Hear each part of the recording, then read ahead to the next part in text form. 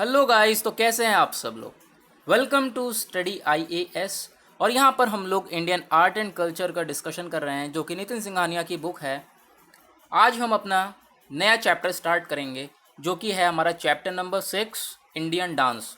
ठीक है, अब डांसेस के फॉर्म्स पढ़ेंगे, तो डांस से रिलेटेड चीज़ें पढ़ेंगे। उससे पहले जैसा कि मैंने आपको प्रीवियस लेक्चर में बताया था कि एक छोटा सा टॉपिक रह जाता है हमारा इंडियन म्यूज़िक का, जो कि अकेडमीज़ वगैरह स्कूल्स वगैरह खुले थे, तो उनके बारे में जानना हमें बहुत ज़रूरी है।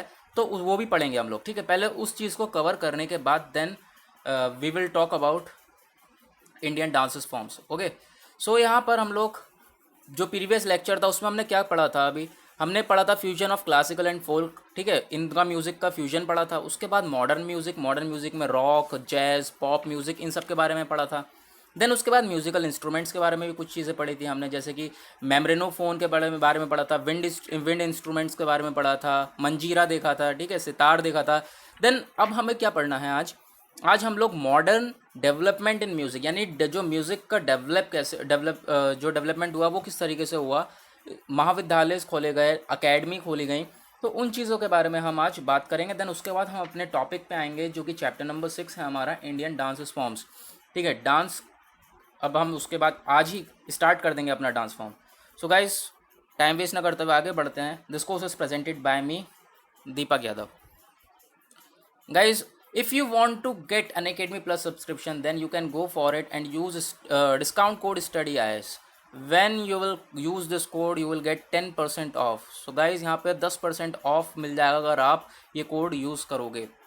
ओके, तो यहाँ पर अगर आपको कोई भी क्वेरीज होती है, if you have any query regarding your preparation और अन अकेडमी प्लस सब्सक्रिप्शन, चाहे आपकी प्रिपरेशन से रिलेटेड कोई भी प्रॉब्लम्स होती हैं या आपको अन अकेडमी प्लस सब्सक्रिप्शन के रिगार्डिंग कोई भी प्रॉब्लम्स होती हैं, then you can contact with us in the various social media platforms of StudyIS. Okay, तो यहाँ पे टेलीग्राम चैनल ज्वाइन कर सकते हैं, you can join also Instagram, और you can mail also, you can send your problems in any of the social media platforms, we will sort it out. Okay, so अब यहाँ पर हम बात करते हैं तो अनअकैडमी पर, जो कि इंडिया का लार्जेस्ट लर्निंग प्लेटफॉर्म है, यहाँ पर 3 मेगा बैचेस चल रहे हैं। 3 mega batches which will prepare you for UPSC CSE 2020-21। Okay, यहाँ पर 25 मई से ये बैचेस स्टार्ट हो रहे हैं और आपको एनरोल कराना है तो आप करा लो। फुल ईयर की प्रिपरेशन यहाँ पे कराई जाएगी। The India's top educators will teaching you. Okay, तो यहाँ पर हम देखें तो तीनों लैंग्वेजेस में यहाँ पर कोर्सेज चलेंगे। आप जिसमें कंफर्टेबल हो आप उसको ज्वाइन कर सकते हैं। यहाँ पर बाइलिंगुअल जीएस बैच कोर्स भी चलेगा, हिंदी प्लस इंग्लिश, जो इसमें कंफर्टेबल हो वो इसे ज्वाइन करे। हिंदी प्योर हिंदी में बैच है, उसके बाद इंग्लिश में भी है। सो गाइज, यहाँ पे इंडियाज़ के टॉप एजुकेटर्स आपको यहाँ पे पढ़ाएंगे, तो आप ज्वाइन करना चाहें, आप प्रिपेयर करना चाहते हैं यूपीएससी सीएसई 2020 और 21 के लिए, तो आप यहाँ पर अप्लाई कर सकते हैं। और अप्लाई करने के लिए आपको मैं एक चीज़ बताऊँ, अगर आप सब्सक्रिप्शन लेते हैं 24 मंथ्स का, ओके, अगर आप 24 मंथ्स का लेते हैं या फिर आप यहाँ पर 12 मंथ्स का लेते हैं, ठीक है, जिसमें भी आप कंफर्टेबल हो वो ले सकते हैं।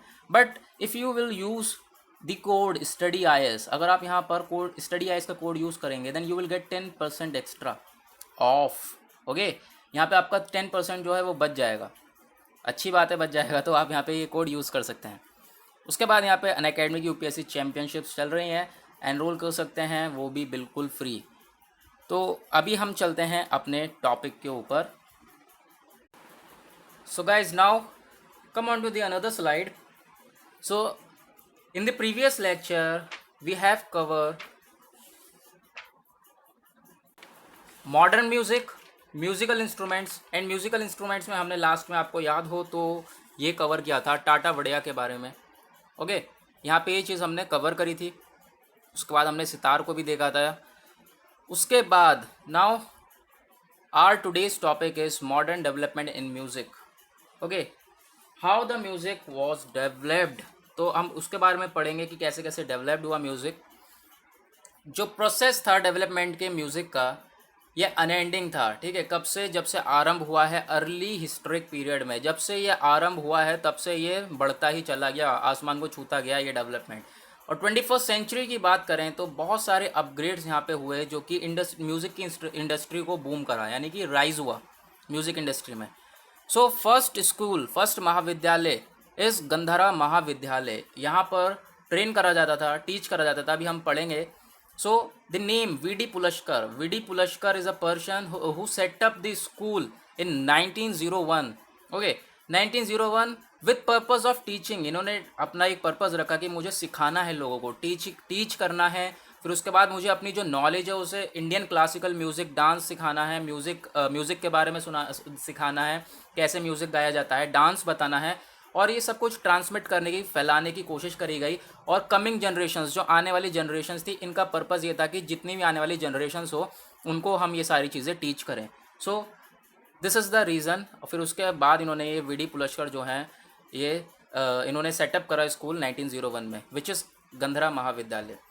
इनिशियली अगर बात करें तो ये सबसे पहले ओपन करा गया लाहौर में ओपन करा गया, but then he decided to shifted to Mumbai. यहाँ पर उन्होंने शिफ्ट कर दिया फिर बाद में मुंबई में इन 1915। फिर जो इस महाविद्यालय का फोकस था, द मेन फोकस ऑफ महाविद्यालय इज ऑन हिंदुस्तानी और कर्नाटिक क्लासिकल म्यूज़िक। जो मेन फोकस था, ये लोग हिंदुस्तानी और कर्नाटिक म्यूज़िक के ऊपर था कि ये चीज़ें हम लोग सिखाएंगे लोगों को, कमिंग जनरेशन से उन्हें सिखाएंगे, स्टूडेंट्स को अपने। तो हमने हिंदुस्तानी और कर्नाटिक के बारे में अभी पढ़ लिया है पहले ही। सो गाइज, आपने अभी लेक्चर्स नहीं देखे हैं, देन गो प्लीज़ वहाँ पर आप उन लेक्चर्स को गो थ्रू कर लेना, क्योंकि यहाँ पे बहुत ज़्यादा इंपॉर्टेंट है। अभी आपको एक और चीज़ और इंटरेस्टिंग मिलेंगी। सो गाइज वेट करना, बहुत इंटरेस्टिंग चीज़ मिलेगी जो आपको एनर्जी देगी, पॉजिटिव एनर्जी देगी। उसके बाद अगर हम बात करें यहाँ पर, फिर उसके बाद ये लोग हिंदुस्तानी, क्लासिकल, कर्नाटिक म्यूज़िक तो यहाँ पर कर ही रहे थे। उसके बाद इन्होंने सोचा डिवोशनल भी करा जाए, ठीक, धार्मिक से रिलेटेड भी करा जाए। देन उनके बाद इन्होंने ओपन करा प्रयाग समिति, वो भी इलाहाबाद में। उसके बाद जो सेकंड हमारा मॉडर्न डेवलपमेंट जो हुआ म्यूज़िक में, वो हुआ संगीत नाटक अकेडमी के द्वारा। अभी संगीत नाटक अकेडमी का आगे भी बहुत ज़्यादा रोल है, डांसेस में भी बहुत ज़्यादा रोल है, ठीक है। डांसेस में संगीत नाटक अकेडमी का रोल है, तो इस वजह से इंपॉर्टेंट हो जाती है हमारी जो संगीत नाटक अकेडमी है। ये बहुत ज़्यादा इंपॉर्टेंट है, ठीक है। या फर्स्टली यहाँ पे जो नेशनल अकेडमी सेटअप करी गई आर्ट्स के लिए, और किसके द्वारा सेटअप करी गई, गवर्नमेंट ऑफ इंडिया इन 1952। आपके लिए यहाँ पर ये क्वेश्चन बन गया प्रीलिम्स के लिए कि गवर्नमेंट ऑफ इंडिया के द्वारा कौन सी नाटक अकेडमी या फिर कौन सी म्यूज़िक मॉडर्न डेवलपमेंट जो कि म्यूज़िक में है, या फिर कौन सी जो यहाँ पर इंस्टीट्यूशन खोली गई थी जो कि गवर्नमेंट के द्वारा करा गया था, वो है संगीत नाटक अकेडमी, जो कि 1952 में ओपन करी गई। जो मेजर फोकस है इस अकेडमी का, वो ये लोग म्यूज़िक, ड्रामा और डांसेस सिखाते हैं इंडिया में, ठीक। उसके बाद संगीत नाटक अकेडमी जो है, उन्होंने बाद में और भी ज़्यादा इंस्टीट्यूशंस को खोला, उन्होंने बहुत सारे इंस्टीट्यूशंस को देखा बाद में, जो कि फोकस करते थे डांस या फिर म्यूज़िक या फिर ड्रामा के ऊपर, डांस, म्यूज़िक, ड्रामा के ऊपर, इन चीज़ों के ऊपर फोकस करते थे। एग्जाम्पल हमारे पास इन लोगों ने एडमिनिस्ट्रेट करा, यहाँ पे प्रशासन किया नेशनल स्कूल ऑफ ड्रामा पर, जो कि सेटअप करा गया 1959 में, और फोकस करता था ये स्कूल ऑफ ड्रामा किस चीज़ के ऊपर, ड्रामेटिक्स के ऊपर, यानी ड्रामा कैसे करा जाता है स्टेज वगैरह पर, उस चीज़ के ऊपर फोकस करा। देन उसके बाद जैसे मैंने आपको बता दिया संगीत नाटक अकेडमी इंपॉर्टेंट है, तो आप यहाँ पर इसको सही से अच्छे से इसके नोट्स बनाना। उसके बाद आते हैं हम लोग मॉरिस कॉलेज ऑफ म्यूज़िक। अब मॉरिस कॉलेज ऑफ म्यूज़िक में यहाँ पर क्या था, ये एक प्रीमियर इंस्टीट्यूट था, एक प्रथम इंस्टीट्यूट था, और किसके लिए, यहाँ पर क्लासिकल म्यूज़िक जो सिखाई जाती थी उसके लिए। जो लेजेंडरी म्यूजिकोलॉजिस्ट थे, जो लेजेंडरी गायक थे, वह यहाँ पर थे विष्णु नारायण भटखंडे, जिन्होंने ये Morris college of music found करा है 1926 में। So guys, this is the person who found this college, which is Morris College of Music. So guys, this question is also a very important for your prelims. So guys, यहाँ पर notes वगैरह बनाते रहना आप लोग, मैं जैसे कि हर बार कहता हूँ, क्योंकि इसमें आपको ही ईजी लगेगा अगर आप आगे कवर करोगे। फिर यहाँ पर अभी हम उनकी बात कर रहे हैं जिनका भी नाम बड़ा था, विष्णु नारायण भटखंडे की। ये वापस गए ओरिजिन, यानी अपने प्लेस पर गए जो कि लखनऊ था। फिर वहाँ पर उन्होंने एक स्कूल इस्टेब्लिश करा जो कि कंसंट्रेट करता था म्यूज़िक की थ्योरी के ऊपर। अभी तक कोई म्यूज़िक की थ्योरी के ऊपर कंसंट्रेट नहीं कर रहा था, अब यहाँ पर इन्होंने म्यूज़िक की थ्योरी के ऊपर कंसंट्रेशन किया, एज वेल एज उसके साथ सिंगिंग और प्लेइंग इंस्ट्रूमेंट्स के ऊपर भी प्रैक्टिस करी गई। फिर उसके बाद में कुछ टाइम बाद जो इनका ये मॉरिस कॉलेज ऑफ म्यूज़िक था, इसका नाम बदल दिया गया, रीनेम कर दिया, भटखंडे म्यूज़िक इंस्टीट्यूट रख दिया गया उनके नाम पर ही। देन उसके बाद बात करें तो ये स्पिक माके ऐसी कह रहे हैं हम यहाँ पे, लेकिन इसकी ये ऐसे जो पढ़ा जाएगा ये SPICMACAY, इसकी एक फुल फॉर्म है पूरी की, ठीक है। इस वजह से मैं आपको यहाँ पे ऐसे बोल दे रहा हूँ, स्पिक मके, ठीक है, बोल दे रहा हूँ इस तरीके से, लेकिन इसकी फुल फॉर्म अभी हम आगे पढ़ते हैं इस चीज़ के बारे में। अब जो किरण सेठ हैं, ठीक है, this is the person who establish this community of SPIC MACAY इन 1977। ओके, यही पर्सन थे जिन्होंने एस्टेब्लिश किया है। कौन? किरण सेठ। अब फुल फॉर्म की बात करें इस ऑर्गेनाइजेशन की, तो इसका मतलब है एस से सोसाइटी, ठीक है, for peace a promotion of, I say Indian, उसके बाद classical music and cultural amongst the youth, cultural amongst the youth, इसकी फुल फॉर्म यह है, यानी कि जो इंडियन क्लासिकल म्यूज़िक है और कल्चर है जो यूथ के बीच में यहाँ पर देखा जा रहा है, उसको थ्रू यहाँ पे प्रमोट करना, उसे उसे सोसाइटी में प्रमोट करना। Society for promotion of Indian classical music and culture amongst the youth. So you can learn this यहाँ पर, ये फुल फॉर्म, क्योंकि ये भी यहाँ पर इम्पोर्टेंट बन जाती है, तो इतनी कोई दिक्कत नहीं है आप। तो अब हम आगे बात करें तो इसके जो बेसिक रीजनिंग थी इस ऑर्गेनाइजेशन के पीछे वो क्या थी। ये लोग प्रमोट करे, हमने भी पता करा कि ये प्रमोट करते थे, प्रमोट करना चाहते थे इंडियन क्लासिकल म्यूज़िक को, डांस को और इंडियन कल्चर के बहुत सारे पहलू को, बहुत सारे रूप को, उन सबको यहाँ पर ये प्रमोट करता था। ये जो इंस्टीट्यूट है हमारा, कम्युनिटी है ये लोग टारगेट करते थे बहुत कमज़ोर लोगों को और फिर यूथ को, जो कि बहुत सारे फ्री, यहाँ पर फ्री एंट्री इवेंट्स करते थे। फिर उसके बाद यहाँ पर ये धीरे धीरे ग्रो हुआ, ऑर्गेनाइजेशन ये ग्रो हुआ। फिर उसके बाद यहाँ पे 2000 कह रहा हूँ गाइस, सॉरी, 200 चैप्टर्स से भी ज़्यादा यहाँ पर, ठीक है, और 200 चैप्टर से भी ज़्यादा, 200 ब्रांच से भी ज़्यादा इसकी खोली गई पूरे अक्रॉस द ग्लोब, ठीक है, पूरे वर्ल्ड में 200 से भी ज़्यादा ब्रांचेस खोली गई। यानी कि आप समझ सकते हो धीरे धीरे कितनी तेज़ी से ग्रो हो गया। देन इसी के साथ हमारा यहाँ पर इंडियन म्यूज़िक का जो चैप्टर है पूरा ख़त्म होता है। मैंने जैसे कि आपको कहा था कि मैं आपको ये चीज़ कंप्लीट करा दूंगा, यहाँ पे कंप्लीट करा दी है। देन अब हम चलते हैं अपना चैप्टर नंबर 6 पे, which is Indian dance forms. अब इंडियन डांस फॉर्म्स के बारे में कवर करेंगे और पढ़ेंगे, उसका बैकग्राउंड देखेंगे और उसके रूप देखेंगे, कैसे कैसे एस्पेक्ट्स ऑफ डांसेस हैं। बहुत ईजिली कवर करेंगे, जितना यहाँ पर आप, जितना मैं ईजी कर सकूँगा आपके लिए उतना ईजी पूरी कोशिश करूँगा करने की। सो गाइज आपको भी मेरे साथ मेहनत करनी है। अब एक इंटरेस्टिंग चीज़ आने वाली है आपके सामने। सो गाइज तैयार है ना? And that interesting thing is this, LBSNAA. ठीक गाइज, किस किस को ये चीज़ देखकर पॉजिटिव एनर्जी आती है? मेरे अंदर तो बहुत ज़्यादा आती है। ठीक गाइज, आप यहाँ पर देख कर मोटिवेशन ले सकते हैं। ठीक है, आपको पढ़ाई करनी है, बहुत ज़्यादा पढ़ाई करनी है। अगर यहाँ पे खड़े होकर आपको पिक्चर अपनी क्लिक करवानी है तो यहाँ पर जो शीलम परम भूषणम के आगे अगर आपको खड़े होकर पिक्चर यहाँ पे क्लिक करवानी है, ठीक है, लबासना में, तो गाइज़ आपको मेहनत करनी होगी खूब बिंदास तरीके से। तो यहाँ पे हम भी कोशिश कर रहे हैं आपको एक क्वालिटी कंटेंट प्रोवाइड कराने की। तो बने रहिए, देखते रहिए चीज़ों को। और उसके बाद हम बात करते हैं गाइज़ यहाँ पे एक चीज़ और, कमेंट सेक्शन में बताइए शीलम परम भूषणम का मीनिंग, अगर आप बता सकते हैं तो इंग्लिश में, ठीक, या फिर हिंदी में आप बता सकते हैं तो ज़रूर बताइए मुझे कमेंट सेक्शन में। उसके बाद अब हम बात करते हैं बैकग्राउंड की। बैकग्राउंड किसका? इंडियन डांसेस का। अब डांस के ऊपर आ गए हम लोग, जो इंडियन डांसेस फॉर्म्स हैं उनके बारे में पढ़ेंगे। पहले हम देखेंगे बैकग्राउंड, कैसे कैसे स्टार्ट हुआ। तो अब हम देखते हैं, यहाँ पे स्टोरी के थ्रू बताया गया है कि जो भारत का नाट्य शास्त्र है, ठीक है, नाट्य शास्त्र है, यहाँ से वर्ड आया है। ठीक है, यहाँ से यहाँ पे डांसेस के फॉर्म्स वगैरह निकाले गए हैं। जब यहाँ पे बहुत सारे गॉड्स ने, भगवानों ने रिक्वेस्ट करी ब्रह्मा जी से, ठीक है, कि कोई पास टाइम उनका क्रिएट करा जाए, जो उन्होंने काल बिताया है अपना भूतकाल, उसको कोई कैसे क्रिएशन उसका कैसे लाया जाए। तो उन्होंने क्या बताया, ब्रह्मा जी ने क्या करा, कंबाइन कर दिया बहुत सारे एस्पेक्ट्स, जो कि 4 वेदास हैं, सबको पता है, हमारे जो 4 वेद हैं उस सबको पता है। उसके जो 4 वेद हैं उन सबको यहाँ पर उन्होंने ऐसे क्रिएट करा कि उसको मिलाकर एक उन्होंने 5वां वेद बना दिया, जिसे कहते हैं नत्या वेद। ठीक है, नत्या वेद और नत्या वेदा कहलाता है ये।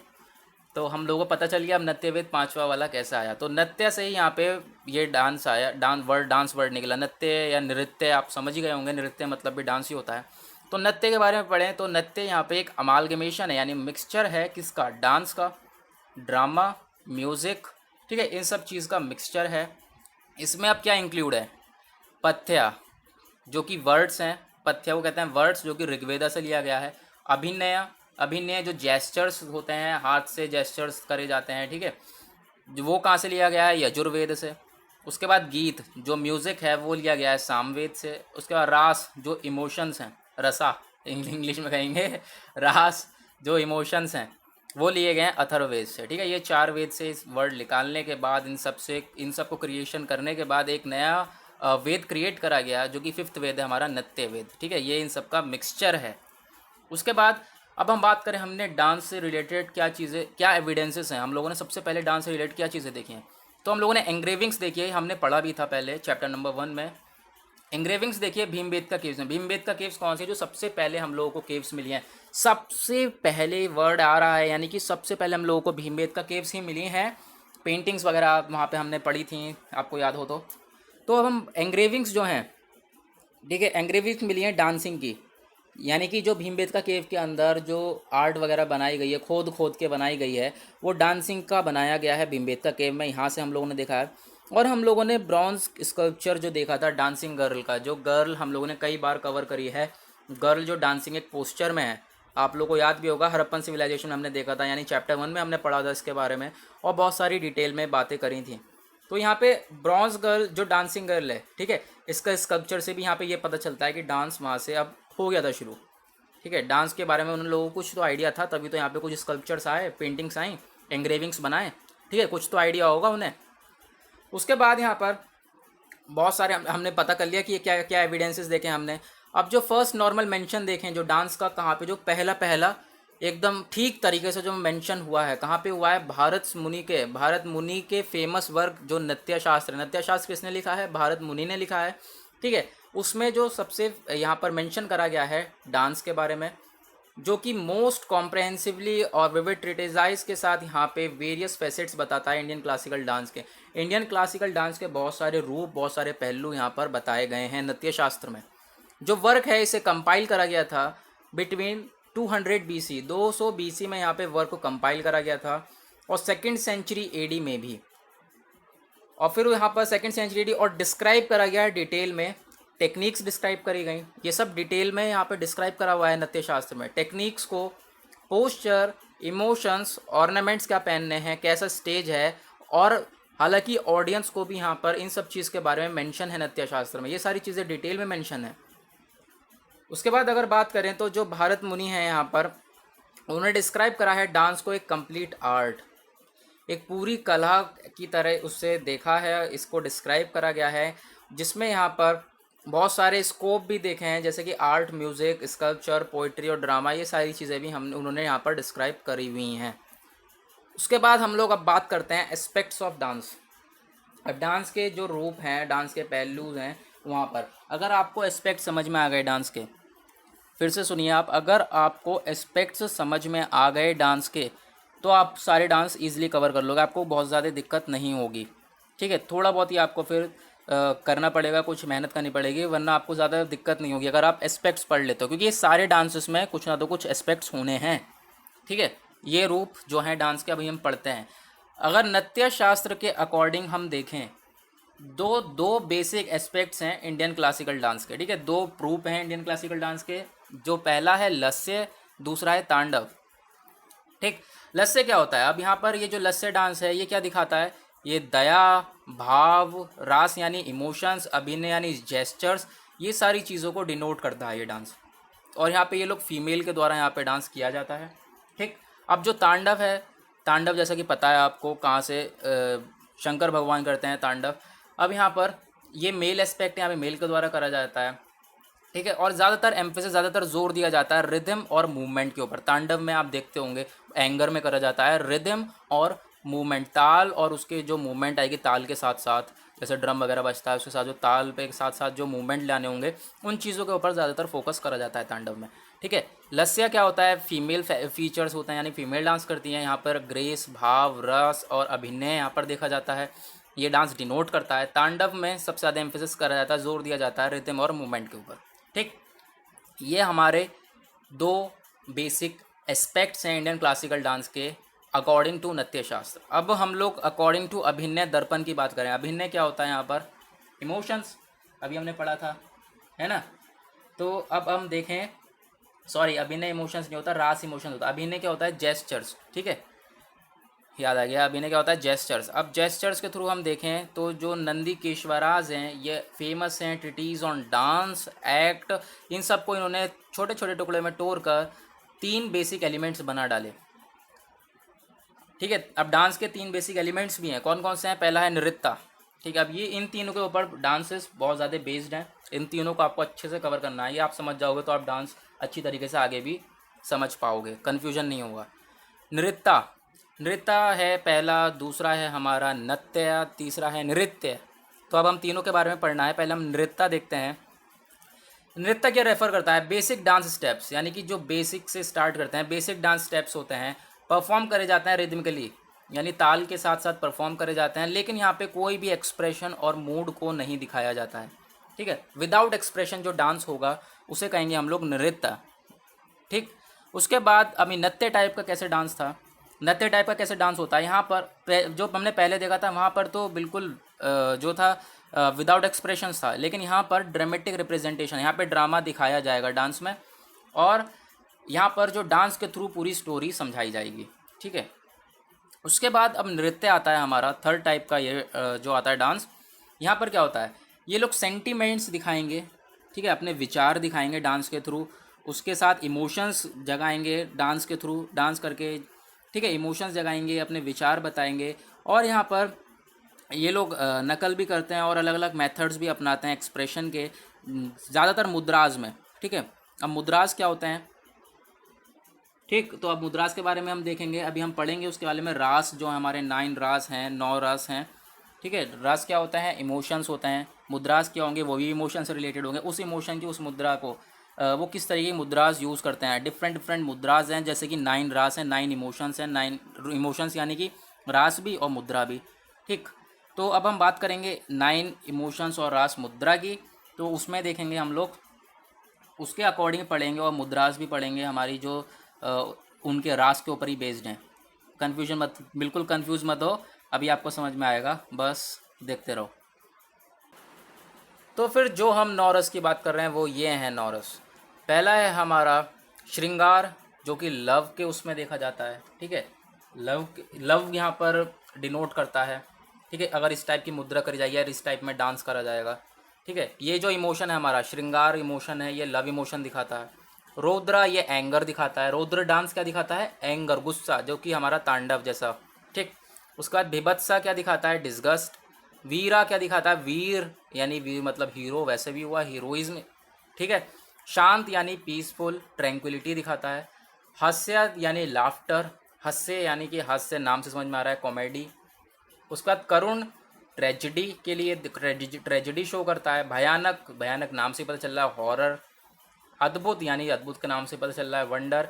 तो ये जो हमारे 9 रास हैं, अगर इस तरीके के डांस करे जाएंगे, इस मुद्रास में डांस करे जाएंगे, तो ये ऐसे ऐसे इमोशंस को दिखाते हैं। ठीक है, ऐसे ऐसे इमोशंस को प्रेजेंट करते हैं। कुछ मुद्रास वो इस तरीके से दिखाए जाते हैं, जैसे श्रृंगार इस तरीके का, अद्भुत इस तरीके का, वीर इस तरीके का, बिभत्सा ऐसे, रुद्र ऐसे, हास्य ऐसे, भयानक ऐसे, करुण रास ऐसे, शांत रास ऐसे। मैंने डांसेस के अंदर ही बीच में ऐसे ऐसे भी रास दिखाए जाते हैं, मुद्रास दिखाए जाते हैं, जो कि डिपेक्ट करते हैं अलग अलग इमोशंस को, जो हमने अभी डिस्कस किए। अब जो ये मूड्स हैं, ये एक्सप्रेशंस हैं, ठीक है, ये मुद्रास के यूज़ करने के बाद दिखाए जाते हैं, जैसा हमने अभी पढ़ा। ठीक है, अब कॉम्बिनेशन दिखाया जाता है हैंड जेस्चर का, आप देख सकते हैं यहाँ पे हाथ का इस्तेमाल कर रहे हैं। बॉडी जेस्चर का, यहाँ पे देखिए पूरी बॉडी का इस्तेमाल कर रहे हैं। ठीक है, भयानक रास में पूरी बॉडी का इस्तेमाल कर रहे हैं। श्रृंगार रस में हैंड जेस्चर्स का इस्तेमाल कर रहे हैं। तो यहाँ पे हाथों के जेस्चर से और बॉडी के जेस्चर से इस्तेमाल करते हैं मुद्रास को दिखाने के लिए और इमोशंस को डिपिक्ट करने के लिए। यहाँ पर 108 फंडामेंटल मुद्राज हैं, जो कि कॉम्बिनेशन है और डिपेक्ट करते हैं एक पर्टिकुलर इमोशन, यानी कि जो 108 पूरे फंडामेंटल मुद्राज हैं, ये अलग अलग इमोशंस को दर्शाते हैं।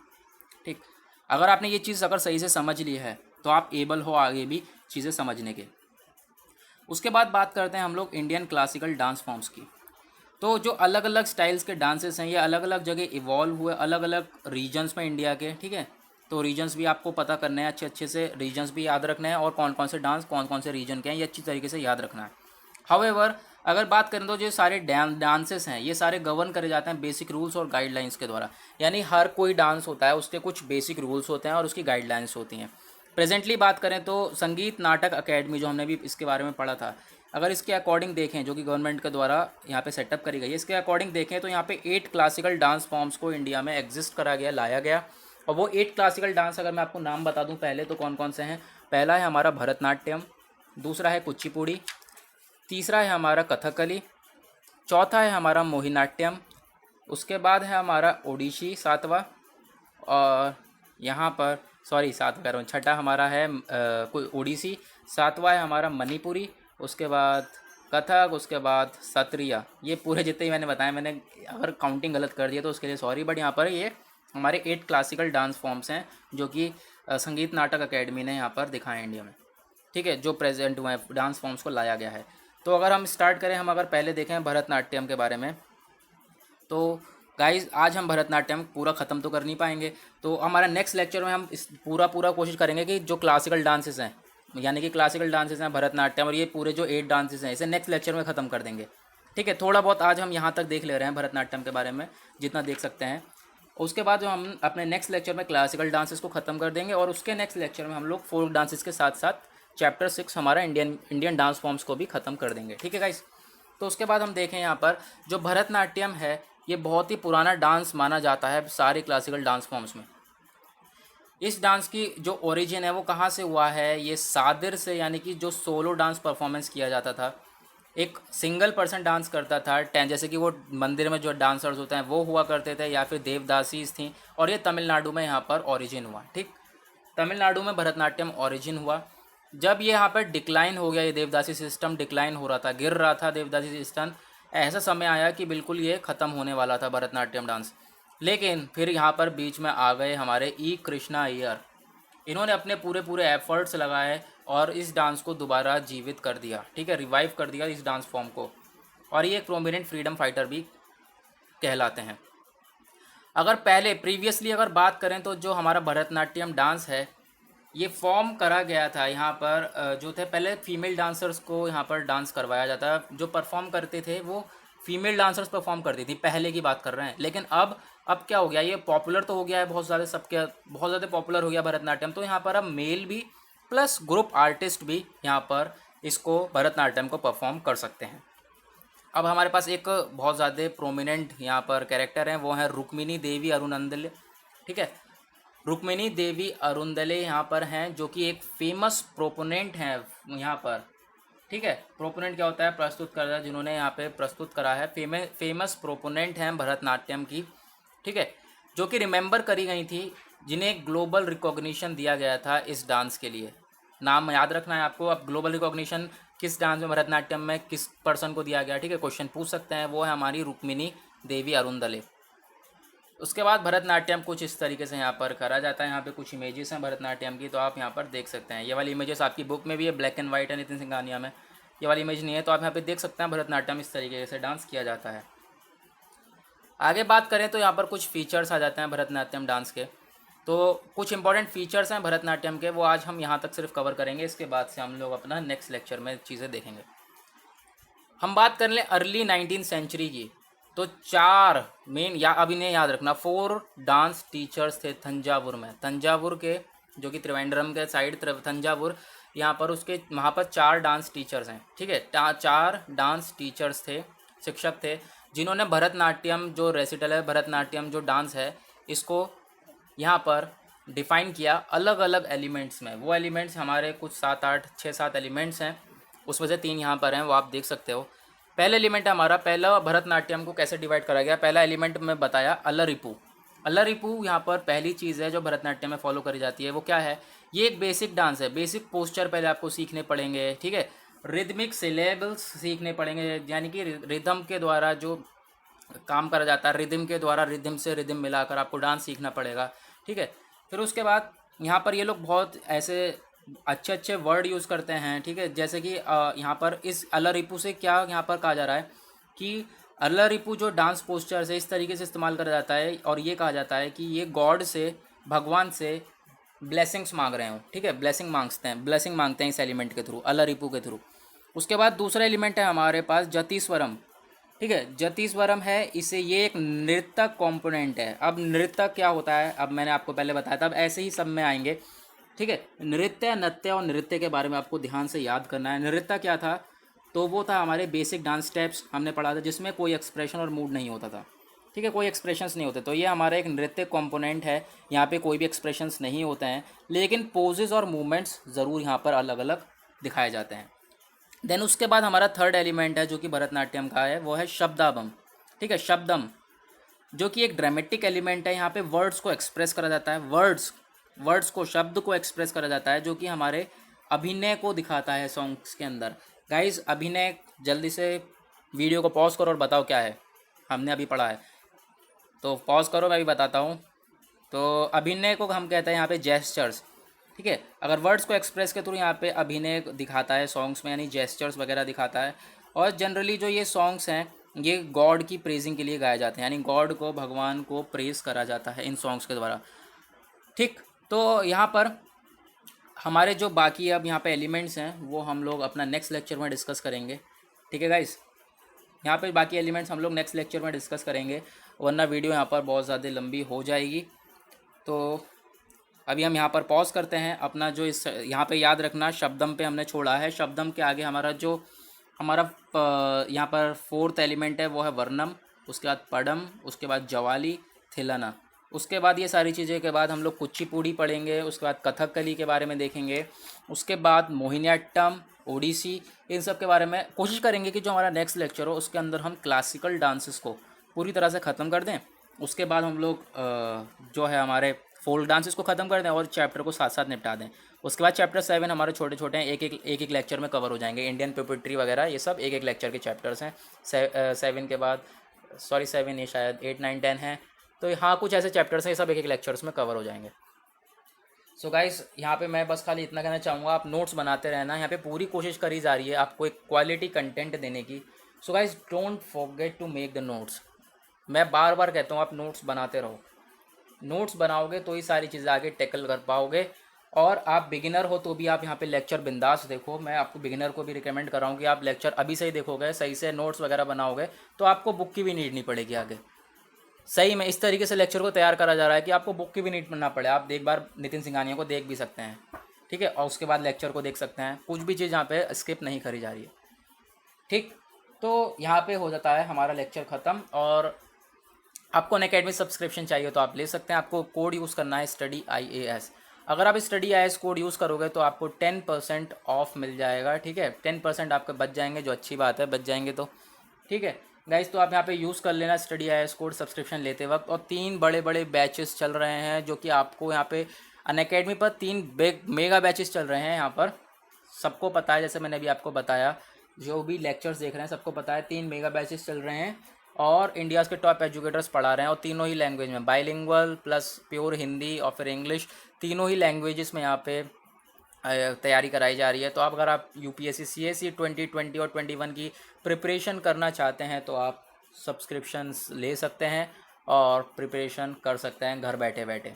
ठीक, तो गाइज़, आज की होती हमारी वीडियो ख़त्म। मिलेंगे आप लोगों से हम लोग नेक्स्ट लेक्चर में। आज के लिए बाय बाय।